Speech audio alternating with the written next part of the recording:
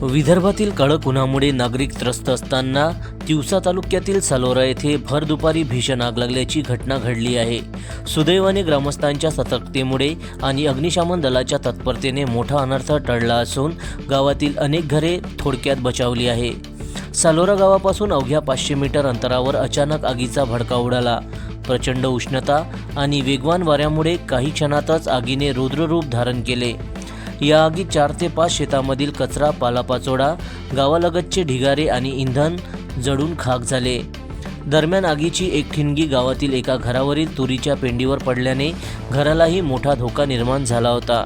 मात्र ग्रामस्थांनी तातडीने पाणी टाकून आग विझवली आणि संभाव्य मोठा अनर्थ टाळला।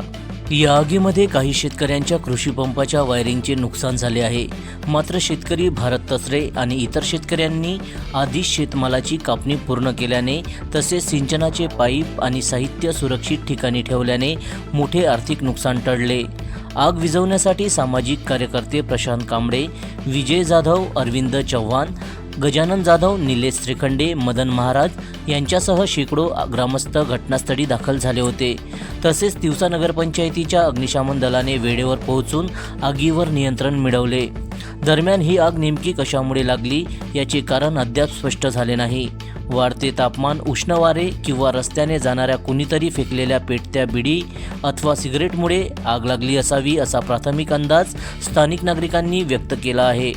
सध्या विदर्भात वाढत्या तापमानामुळे आगीच्या घटनांमध्ये वाढ होत असल्याचे चित्र आहे। त्यामुळे नागरिकांनी अधिक सतर्क राहण्याचे आवाहन प्रशासनाकडून करण्यात येत आहे। जनसमर्थन न्यूज, तिवसा, जिल्हा अमरावती।